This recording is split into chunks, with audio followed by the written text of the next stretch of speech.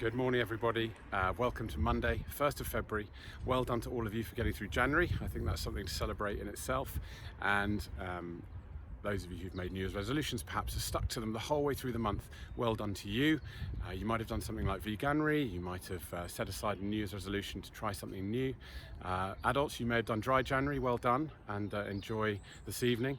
I've spent a little bit more time on my bike, and I've actually cycled every day of January, and either on my road bike or on my spare room exercise bike. And I thought I'd take you for a ride this morning and tell you a little bit about teamwork, which is this week's theme. So we're going to put the helmet on and we're going to go for a ride.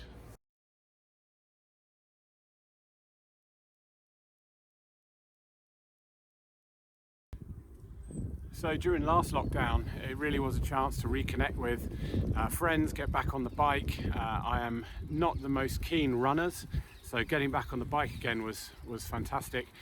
Getting out into the Kent Hills, Richmond Park runs, I'm sure a lot of you cycle around there as well. And for me, just falling in love again with cycling. A far cry from the huff and puff on my bike is also the world of professional cyclists, which over the summer again gave me the opportunity to get to know again. And certainly some of the mountains they're climbing are making Richmond Park hills look like speed bumps.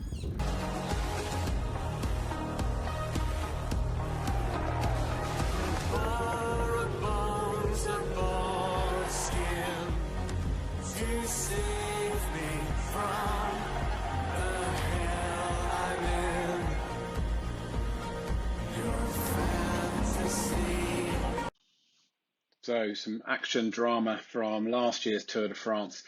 This is one of cycling's most famous races, and in Europe, one of the three Grand Tours alongside the Giro d'Italia in Italy and the La Vuelta in Spain. The Tour de France, as you can see from the map here, covers an enormous amount of France during the course of 21 days of racing. So that's 3 weeks. I think they have 1 day off in 3 weeks. And they cover between 100 and 200 kilometres every day, which is the same distance as from Balham to Birmingham. So huge distances over the course of a day.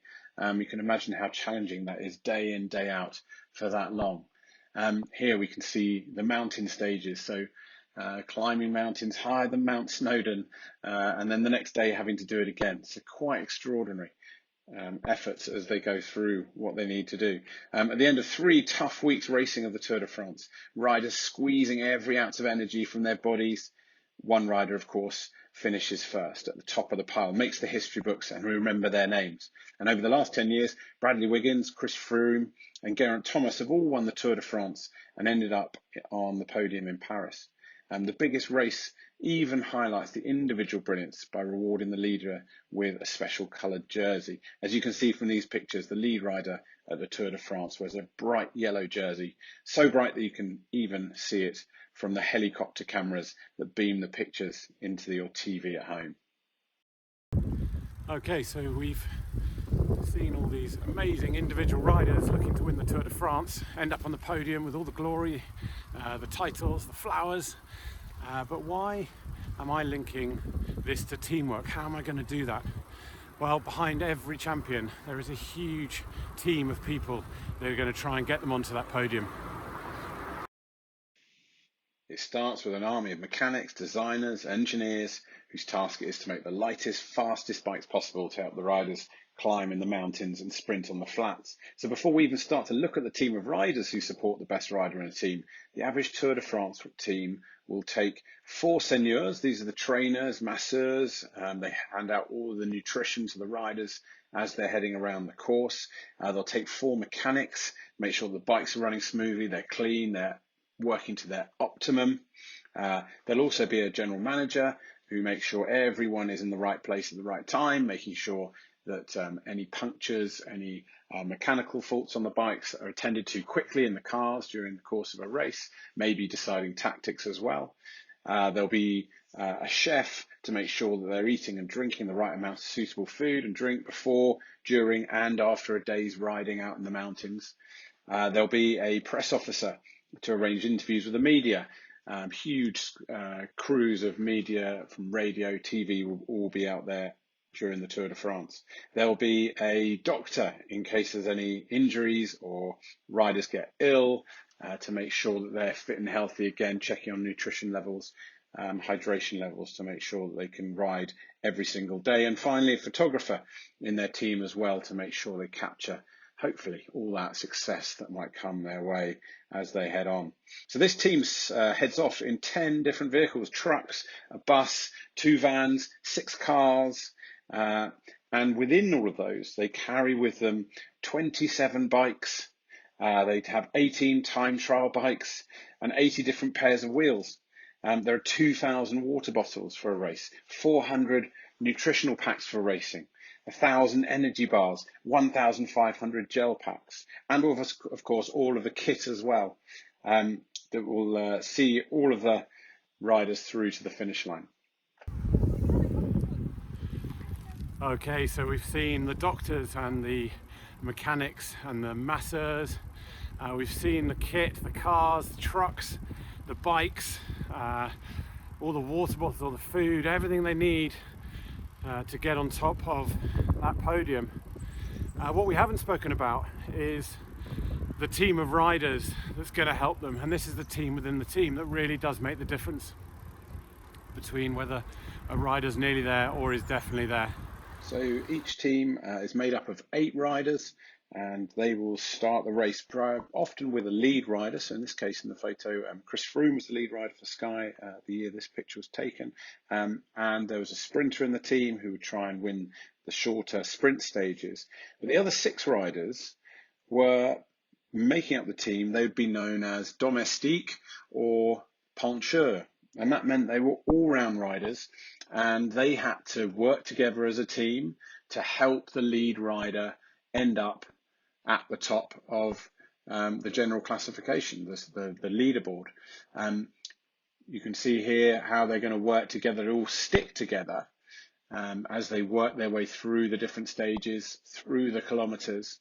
We're going to have a little look now at how this actually helps someone who's trying to win, in this case in the white glasses, Geraint Thomas, when he became the first Welshman to win the Tour de France.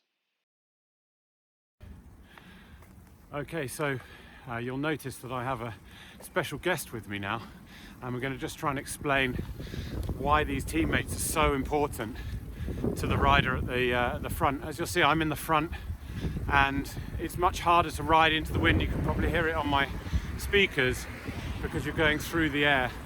So you're taking all of that wind and air, whereas the person behind you is sheltering. Now, Ollie's behind me for 2 reasons. One, he's a much better rider and he can get a lot closer to me than I could to him.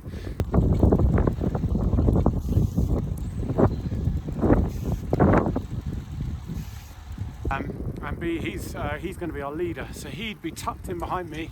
Scientists say that between 30 and 50% of energy is saved if you're tucked out of the wind. So he is saving 50%, up to 50%, which means he only has to use half of his energy.